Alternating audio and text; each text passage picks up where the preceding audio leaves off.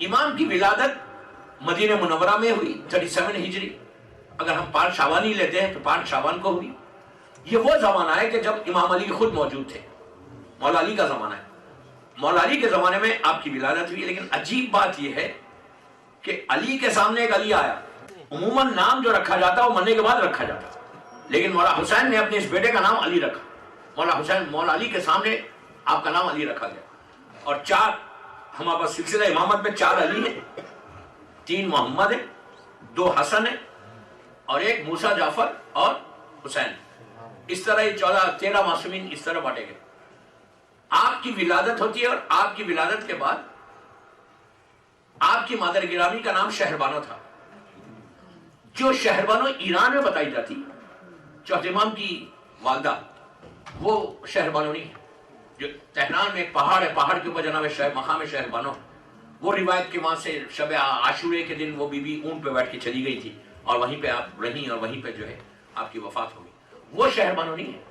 چوتھے امام کی ولادت کے 6 مہینے یا 1 سال کے اندر آپ کی جو ماں تھی جناب شہربانو, آپ کی وفات مدینے میں ہوئی تھی اور وہیں پہ آپ دفن ہو گئے. مدینہ منورہ میں جنت البقیع میں آپ کی قبر مبارک ہے. لیکن عام طور پہ یہ نہیں بتایا جاتا. چوتھے امام کی والدہ گرامی آپ بہت چھوٹے تھے, انفنٹ تھے اس زمانے میں, بالکل 6 مہینے یا 3 مہینے کی بھی روایت ہے. اور اس میں آپ کی ماں کی وفات ہوتی ہے مدینے میں اور جب ہی آپ تدفین ہوگی. یہ جو شہربانو ہے یہ کوئی امام زادی ہے, لیکن یہ چوتھے امام کی والدہ نہیں ہے. اس لیے کہ پاسبل بھی نہیں ہے کہ بی بی زینب کربلا میں رہے اور شہربانو چھوڑ کے بی بی زینب کو نکل کے چلے جائے. یہ مطلب کوئی لاجک ہی نہیں بنتی. اور آپ کی والدہ تو پہلے آپ کا انتقال ہو گیا. چوتھے امام کی ولادت مدینے میں, مادر گرامی شہربانو, آپ کے والد مولا حسین. آپ کی جو شادی ہوئی وہ امام حسن علیہ السلام کی بیٹی سے ہوئی اور ان کا نام تھا فاطمہ, فاطمہ بنت حسن. اسی لیے 5ویں امام جو آئے دنیا میں وہ پہلا سید ہے کہ جس کی ماں بھی سیدانی باپ بھی سید. 5ویں امام. اور جناب فاطمہ بنت حسن سے یہ نسل چلی امامت کی. اس لیے کہ سورہ رحمان میں اللہ کہتا ہے کہ لولو اور مرجان, ہم نے 2 موتیوں کو پیدا کیا.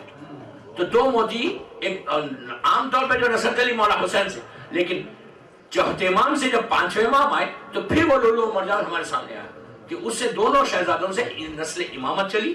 تو بہرحال مجھے ایک ہلکا سا بریف کرنا تھا, میں نے بریف کی. پوری زندگی آپ کے کئی القاب ہیں. آج کی مجلس میں چوتھے امام کے اوپر ہی پڑھتا ہوں اس لیے کہ آپ کی شہادت ہے تو یہ حق بھی ہے امام کا کہ ہم کو پتہ بھی چلے کہ امام کا کنٹریبیوشن کیا ہے ٹورڈ اسلام, امام نے کیا کیا کام کیا. یہ نہیں کہ امام نے صرف گریا کیا, یہ نہیں. ہمارا کوئی امام ایسا نہیں کہ ایک جگہ گھر بیٹھ کے کام کرتا رہا, نہیں. ہر امام اپنے دور کا امام زمانہ تھا, حجت تھا, اس نے پروپوگیٹ کیا اسلام کو. چوتھے امام نے ایسے ماحول میں پروپوگیشن کیا کہ جس ماحول میں کوئی کر نہیں سکتا تھا. اور اس امام کے کئی القاب ہیں. ان کے آج کچھ دعائیں بتاؤں گا کہ امام نے کس طرح سے دعاؤں کے ذریعے ماحول کو دیکھ کے, حالات کو دیکھ کر امام نے شیعت کو پہنچایا. کربلا کو مضبوط کیا ہے امام زین العابدین. اگر کربلا کے بعد 2 شخصیتیں نہیں ہوتی, شہزادی زینب اور چوتھا امام, تو کربلا دفن ہو جاتی, لٹرلی دفن ہو جاتی. مولانا حسین کا ایک پورا کارنامہ ختم ہو جاتا. لیکن جن 2 پرسنالٹیز نے ایسے ماحول میں, ابھی آپ نے مرسی میں بھی سنا کہ کانٹوں میں بھی چلایا گیا, اس کے باوجود امام نے 36 ایئرز کربلا کے بعد آپ زندہ رہے. آپ کی ولادت 37 میں ہے اور آپ کی شہادت 95 ہجری پہ. 95 ہجری 25, آپ کی شہادت کی تاریخ میں کوئی اختلاف نہیں ہے. 25 محرم 95 ہجری میں آپ کی شہادت مدینہ منورہ میں ہوئی. یہ 36 ایئرز امام زندہ کیسا رہا. کتنا مشکل ہے کہ اتنا عظیم واقعے کے بعد امام کا زندہ رہنا یہ خود ایک معجزہ تھا. 36 ایئرز رہے, لیکن ان پورے اس پیریڈ میں اس امام کو زین العابدین آپ کا بہت بڑا لقب ہے اور سید الساجدین ہے. زین العابدین یعنی عبادت کرنے والوں کی زینت. ہر امام میں سے عبادت کی. خود چوتھے امام کا جملہ ہے کہ جب کربلا سے واپس آئے تو آپ بہت کمزور ہو گئے تھے, پیروں میں سویلنگ آ گئی, کانپتے تھے, چلتے بہت ضعیف اور ناتوان آپ جس کو بولتے, انتہا سے زیادہ کمزور ہو گئے تھے. لیکن عبادت ویسی, اتنی عبادت. ان کے فرزند 5ویں امام سے ہٹ کے کہا بابا تھوڑی عبادت میں کمی کرو نا, آپ کے پیروں کی حالت دیکھیے, آپ کی کمزوری کتنی ہے, تھوڑی عبادت, تھوڑا اللہ کے سامنے کم کھڑے رہے, تھوڑی نماز کو چھوڑ دیں, کم کر دیں.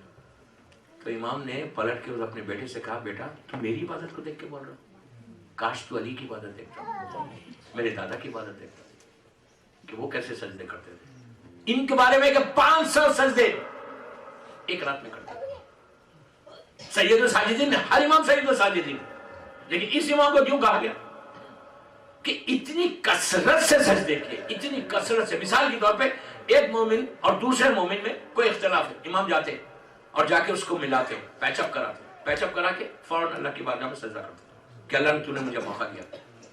ہم پیچ اپ نہیں کراتے، ہم اور آگ لگاتے۔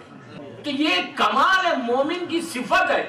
اگر آج ہم چوتھے امام کی شہادت کی مجلس کر رہے ہیں تو ہم کچھ تو سیکھیں نا ان کی زندگی سے، کوئی ایک چیز تو اپنی زندگی میں امپلیمنٹ کریں، اس لیے کہ غفلت میں رہ کر تو زندگی نہیں گزار سکتے کہ مجھے ضرورت نہیں۔ ہر دور میں، ہر وقت، ہر مومن کو چاہیے کہ وہ اپنی لائف کو چینج کرتا رہے۔ وہ مومن ہوتا ہی نہیں، وہ چاہنے والا امام کا ہوتا ہی نہیں جو اس غفلت میں، اس سکون کے ساتھ بیٹھا ہوا ہے کہ مجھے کیا ضرورت، میں تو پہلی صف میں کھڑا رہتا ہوں، میں تو اتنی عبادت کرتا ہوں، میں تو اتنے ڈونیشن دیتا ہوں، میں تو اتنا نیکی کرتا ہوں۔ یہ جو میں ہے نا، یہ جب تک میں ختم نہیں ہوگا عبادت نہیں ہوگی۔ بہت ضروری ہے۔ دیکھیے اگر میں بیٹھ کے صرف سیدھی مجلس پڑھ کے چلا جاؤں، آپ کو خوش کر کے چلا جاؤں، 1.5 گھنٹہ دور دور سے آپ آئے، 1 گھنٹہ 1.5 گھنٹہ امام بارگاہ میں بیٹھے اور چلے گئے، تو مجلس ہوئی؟ مجلس کا مقصد کیا ہے کہ جب تم فرش عزا پہ آؤ تو بیماریوں کو چھوڑو، نور کی چیز کو لے کے باہر جاؤ۔ کربلا ایک انقلاب کا نام ہے یار، کربلا ایک ریولوشن کا نام ہے۔ ہر سال محرم آ رہا، ہر سال محرم جا رہا۔ اس سال محرم میں ہم نے امام کو کیا دیا؟ جب تک ذہن میں ایک انقلاب نہیں آئے گا، جب تک ہم ریولوشنری نہیں بنیں گے، انقلابی نہیں بنیں گے، اس وقت تک ہم کربلا کا ساتھ نہیں دے سکتے۔ چوتھے امام کی زندگی کا کتنے بڑے، سید الساجدین پوری زندگی، دوستو حال یہ تھا کہ کھانا آ رہا، امام سجدہ کر، صبح ہو رہی، بستر سے اٹھ رہے، پہلے اس کا شکر ادا کرتے، پھر دن کا آغاز کرتے۔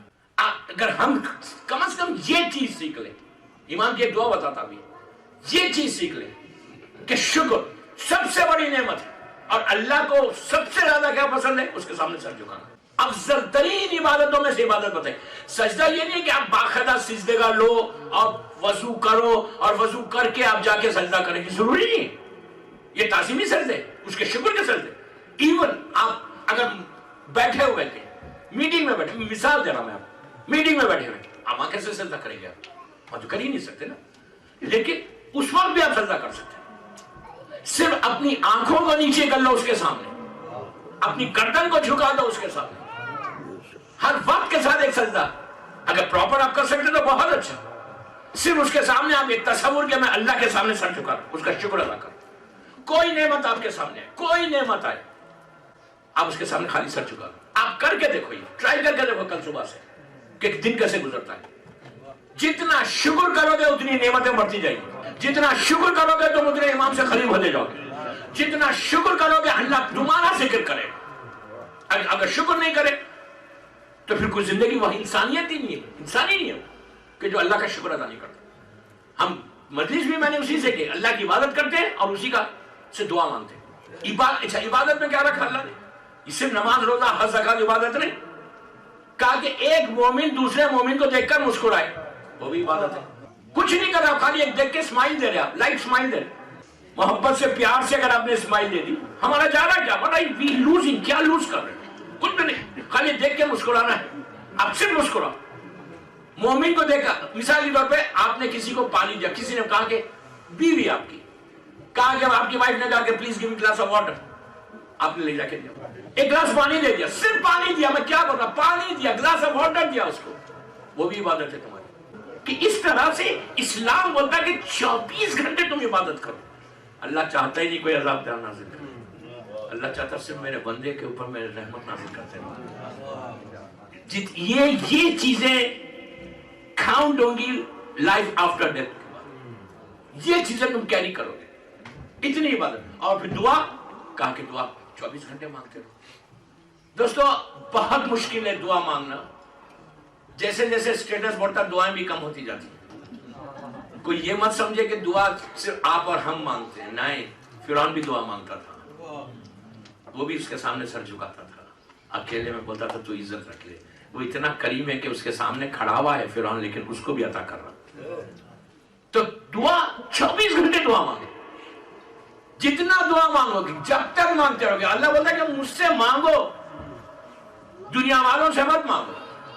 اس کا یہ مطلب نہیں ہے کہ معصومین کو چھوڑ دو، مقصد وہ نہیں ہے کہ معصومین کو چھوڑ کے دعا مانگو، نہیں، معصومین کا واسطہ دے کر دعا مانگو تو دعا جلدی بھی قبول ہوگی۔ ایسا نہیں ہے کہ بغیر معصومین کے، اگر معصومین کو چھوڑ کے بغیر واسطے کے دعا مانگو گے تو رجیم بن جاؤ گے۔ یہ کبھی نہیں کرنا، یہ کوشش بھی نہیں کرنا۔ جب اللہ کہتا ہے کہ میرے اپنے ماں باپ سے مانگو، تو معصومین تو بہت بڑی ہستی ہے، ان سے مانگنا تو بہت بڑی بات ہے، اور جتنا ہو سکے دعا مانگو۔ دعا کے لیے آپ انسان سے بولو میں کسی سے مانگتا ہوں، 1 دن 2 دن 3 دن 4 دن کوئی دے گا، سگا بھائی نہیں دے گا۔ سگا بھائی ایک گھر میں پلے، ایک گھر میں سٹارٹ ہوا، ایک ماں کے بیٹے، ایک کے پاس پیسہ ہے، ایک کے پاس پیسہ نہیں۔ غریب بھائی اگر آپ سے مانگ رہے ہیں کتنے دن دیں گے آپ؟ 1 دن 2 دن 3 دن 4 دن 5 دن، اس کے بعد کیا بولو گے؟ یار تم نے پریکٹس بنا لی ہے، جاؤ کام کرو۔ کوئی نہیں دیتا، اسٹیج پہ آ کے رک جاتا، پیسے والا ہے دے دے تو کوئی حرج نہیں، لیکن اس کے بعد اور پھر جو مالدار لوگ ہوتے ان کے تو موڈ دیکھ کے مانگنا پڑتا، مزاج دیکھ کے مانگنا پڑتا۔ اگر مزاج اس وقت موڈ ان کا صحیح نہیں ہے تو آپ مانگ سکتے ان سے، دینے والا بھی نہیں دے گا اگر موڈ خراب ہے۔ پھر بغیر اس کو دیکھ سمجھ کے اس کی تعریف کر کے دینا پڑتا، مانگنا پڑتا۔ اللہ بولتا مجھ سے دن کے اجالے میں مانگو، رات کے اندھیرے میں مانگو، بستر پہ مانگو، جاگتے ہوئے مانگو، جتنا تم مانگو گے میں اتنی عزت بھی دوں گا۔ تم مانگتے ہوئے تھک جاؤ گے، میں دیتا ہوا نہیں تھکوں، اتنا دیتا ہے تو مانگو کس ان سے۔ اب ہم نے یہ امام بارگاہ سجایا، ممبر ہے، گہوارہ، ہم نے یوں ہی سجایا، آپ یہاں کے مانگو، اپنے گھر میں اگر ممبر ہے تو وہاں پہ مانگو، علم سے مانگو، لیکن مانگتے وقت یہ چیک کرنا پڑتا ہے کہ زبان کیسی ہے، رزق حلال ہے زبان پر۔ وعدہ اللہ کا کہ تم مانگو میں دوں گا، انی قریب ہوں، میں تجھ سے قریب ہوں، مجھ سے زیادہ کوئی قریب ہی نہیں ہے تم سے، سب سے زیادہ کلوزسٹ پرسن کو یہ تو وہ میں ہوں۔ اس کے بعد پھر جو دعا قبول نہیں ہو رہی، اب امام کے جملے، چوتھے امام کے جملے، صبح اٹھنے کے بعد، معصوم کہہ رہے عابد اللہ نہیں بول رہا ہے، معصوم امام بول رہا ہے، چوتھا امام جس کی شہادت کی رات ہے، صبح اٹھ کر سب سے پہلا شکر یہ کرو کہ تم صحیح سلامت اٹھ گئے۔ دوستو یہ بہت بڑی بات بولی، یہ ہم ریئلائز ہی نہیں کرتے، بالکل نہیں کرتے، ہم سوچتے ہی نہیں یہ بات۔ امام کیا بول رہا کہ اٹھو تو سب سے پہلے اس کا شکر یہ کرو کہ پروردگار رحمت کے ساتھ رات گزری اور صبح ہو گئی میری۔ اب آپ کو میں انصاف چیز بتاؤں، امام کا جملہ، یہ امام نے بتایا، امام کا جملہ، امام کہتا ہے کہ جب تم رات میں باسمت دن بھر تھکے ہوئے، اتنے تھکے ہوئے کہ صبح سے کام کرتے کرتے رات میں جب تم بستر پہ گئے تو اتنے تھکے ہوئے تھے کہ تم بات نہیں کر سکتے تھے، آنکھیں بند ہو رہی تھی، تم گئے اور جیسے بستر پہ لیٹے آنکھ بند ہو گئی تم کو پتہ نہیں کیا ہوا کہ چند گھنٹوں میں وہ اتنا کریم ہے کہ جب تم کو صبح اٹھایا تو اتنا فریش اٹھایا کہ ساری تھکن بھول گئے، ساری تھکن ختم۔ کہا اس وقت تم نے شکر ادا نہیں کیا اللہ کا کہ کل رات میں تم کیسے تھے اور اب کیسے ہو۔ تم بات نہیں کر سکتے تھے، رات میں اتنے تھکے ہوئے تھے، ہاتھ اور پیر میں تکلیف تھی، سر میں تکلیف تھی، آنکھیں نہیں کھل رہی تھی، اور اب تم اتنے فریش ہو گئے۔ یہ کس نے کیا تم کو؟ یہ اس نے کیا، اٹھایا اس نے تم کو۔ کہا اٹھتے ہی، صبح اٹھتے ہی سب سے پہلے اس کا شکر کرو کہ رات گزر گئی، دن آ گیا۔ اگر تم نے شکر کیا، چوتھے امام کا جملہ، اگر تم نے شکر کیا تو تمہارا دن رحمت کے ساتھ گزرے گا۔ امام کہتے ہیں کہ امام سے کی شہادت کے بعد مدینے کے قریب کچھ لوگ تھے، وہ لوگ آئے اور ان لوگوں نے آ کے چوتھے امام کی کنیز سے بات کی۔ اب بات کر کے کہا یہ بتاؤ کہ امام نے زندگی گزاری کیسے، کربلا کے بعد کا واقعہ ہے، گزاری کیسے؟ تو اس نے کہا میں تفصیل سے سنو یا مختصر سنو؟ اس نے ان لوگوں نے کہا نہیں تفصیل سے مت سنو، بالکل مختصر سنو۔ اس نے کہا میں 2 جملے میں سناتی ہوں، میں نے کبھی اس امام کے لیے رات میں بستر نہیں بچھایا، دن میں چولہا نہیں سکھایا۔ پوچھا کیوں؟ بستر سے چولہے سے کیا مطلب؟ کہ رات بھر میرا مولا عبادت کرتا تھا اور دن میں روزہ رکھتا تھا۔ یہ مطلب امام یہ نہیں بولا کہ تم بھی روزہ رکھو، یہ مطلب یہ نہیں، یعنی امام نہیں بولا کہ تم رات بھر عبادت کرو، کم از کم کرو تو کچھ تو کرو، کچھ تو شکر ادا کرو۔ جو بندہ شکر ادا کرتا، ممبر سے بولا ابھی 4 دن ہوں آپ کے شہر میں، جو شکر ادا کرتا وہ کبھی ایسا نہیں ہوتا، وہ کبھی پریشان نہیں ہوتا. معصوم کا جملہ, اسی امام کا جملہ کہ اگر تم اپنے سٹریس کو ختم کرنا چاہتے, جو سب سے بڑی بیماری, سکون چاہتے, پیس چاہتے, تو اس کا شکر ادا کرو. یہ چوتھے امام کا جملہ, سید الساجدین کا جملہ. اتنی کثرت سے عبادت. پھر امام کہتا ہے کہ صبح اٹھنے کے بعد یہ دعا پڑھو. آپ اردو میں پڑھیں, انگلش میں پڑھیں, گجراتی میں پڑھیں, اپنی زبان میں پڑھیں, عربی میں پڑھیں. الحمدللہ الذی عرفنی نفسہ ولم یترکنی. یہ امام کا جملہ عجیب دعا ہے دوستو. چار شکر چوتھے امام محمد زین العابدین بتاتے ہیں کہ پہلا شکر ادا کرو, الحمدللہ الذی, پروردگار تیرا شکر ہے کہ تو نے مجھے صحیح سلامت اٹھا دیا. ہو سکتا میں بیمار ہو جاتا, ہو سکتا موت آ جاتی, ہو سکتا ہاتھ اور پیر کی طاقت چلی جاتی, ہو سکتا زبان کی بولنے کی طاقت ختم ہو جاتی, ہو سکتا میں ہوش میں نہیں ہوتا, لیکن میں اٹھا ہوں جب, تو سب سے پہلے تیرا شکر ادا کرنا کہ پروردگار تیرا شکر ہے کہ تو نے مجھے صحیح سلامت اٹھا لیا. کہ یہ دعا اگر تم روز پڑھو گے تو کبھی بھی تمہارے اوپر وہ بیماری نہیں آئے گی. یعنی مثال کے طور پر پیرالائٹک اٹیک نہیں ہوگا, کوئی ایسی بیماری نہیں آئے گی کہ جس سے تم اٹھ نہیں سکتے. جیسے آیت الکرسی کے بارے میں بھی کہا گیا کہ اگر آیت الکرسی رات, یہ اسی چوتھے امام سے حدیث ہے کہ آیت الکرسی اگر رات میں کوئی پڑھ کے سوئے تو اس کو پیرالائسس نہیں ہوتا, رات میں کبھی نہیں ہوگا, بستر سے آرام سے صحت کے ساتھ اٹھے گا. ایسے ایسے واقعات ہیں کہ ہو گیا تھا, ہاتھ اور پیر کی طاقت ختم ہو گئی تھی, لیکن اس کے بعد جب شکر ادا کرنا شروع کیا تو اللہ نے واپس اس کو نعمتیں دی. دوسرا شکر یہ چوتھا امام کہتا ہے کہ الحمدللہ الذی عرفنی نفسہ ولم یترکنی, الحمدللہ الذی جعلنی من امت محمد صلی اللہ علیہ وآلہ. میرے جد کا شکر ادا کرو اللہ سے. یہ شکر تم کبھی کرتے نہیں. چوتھا امام کہتا ہے کہ یہ شکر ادا کرو میرے جد کا, اللہ سے شکر ادا کرو کہ اللہ صبح اٹھ کے کہ اللہ تیرا شکر ہے کہ تو نے مجھے امت محمدی میں پیدا کیا. اگر اللہ ابراہیم نبی کی امت میں پیدا کرتا ہے, موسیٰ نبی کی یا عیسیٰ نبی کی, تو ہم کیا کر لیتے؟ ارے وہ سب چھوڑ دو نبیوں کی. آج کے دور میں اگر اللہ کسی کافر کے گھر میں پیدا کر دیتا, کسی یہودی کے گھر میں پیدا کرتا, ہم کیا کر سکتے؟ عام مسلمانوں کے گھر میں پیدا کرتا تو کیا کرتے؟ سب سے بڑا شکر جو ہے امت محمدی کا, سب سے بڑی بلیسنگ جو ہے وہ اہل بیت کی محبت ہے. کہ اہل بیت کی محبت آئی ہمارے دل. یہ امام کا جملہ, چوتھے امام کا جملہ کہ جب بھی میں ہماری محبت کسی کے دل میں دیکھو تو اس کی ماں کیا حکمت ہوا. چوتھے امام بولا کہ تم صبح اٹھ کے میرے جد کی امت میں رہنے کا شکر ادا کرو. آپ انصاف سے بولو, ہم کبھی کر سکتے کیا؟ کبھی سوچتے یہ بات؟ ہم کبھی نہیں سوچتے یہ بات کہ ہم کو یہ شکر ادا کرنا ہے کہ اللہ تو نے مجھے اللہ کے رسول کی امت میں پیدا کیا, اہل بیت کی محبت میں پیدا کیا. دوستو یہ شکر چوتھا امام یوں زین العابدین نہیں بنا, یوں سید الساجدین نہیں بنا. صحیفہ کاملہ کی یہ پورے دعائیں جو میں آپ کو بتا رہا ہوں کہ شکر یہ کرو کہ تم نے امت محمدی میں تم آ گئے. دوستو خالی اگر روزانہ 92 ٹائمز کو یا محمد بولے, یا محمد یا محمد, چوتھا امام کہتا ہے کہ تم روز اگر میرے جد کا نام لو, یہ نام یا محمد کا, تو تمہارے دل کے تمہارے اوپر, اس لیے کہ یہ اس رسول کے لیے کیا ہے, وما ارسلناک الا رحمۃ للعالمین کا مصداق ہے, تو تمہارے اوپر پوری ایسا رحمت آ جاتی ہے.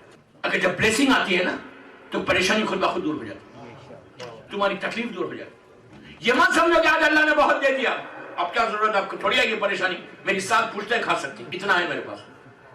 جو ہے جس نے دیا ہے وہ لے بھی سکتا. یہ مت رکھو ذہن میں, یہ مت رکھو ذہن میں کہ میرے پاس تو بہت ہے, جنریشنز کھائیں گے میرے. نو, تو غرور اور تکبر جب اللہ فرعون کا برداشت نہیں کرتا تو آپ کا ہمارا کیا؟ یہ مت سمجھو کہ میرے پاس بہت ہے. شکر ادا کرنا 24 گھنٹے, یہ مومن کی پہچان بتائی گئی. وہ عبادتیں اللہ قبول نہیں کرتا. چوتھا امام کہتا وہ سجدے نہیں چاہیے اللہ کو. سید الساجدین بول رہا, جو سردار ہے سجدے کرنے والوں کا.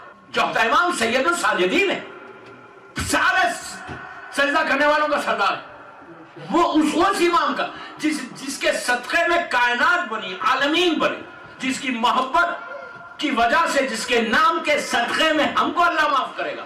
وہ امام سجدہ کر کے بولتا ہے کہ اللہ کا شکر ادا کر.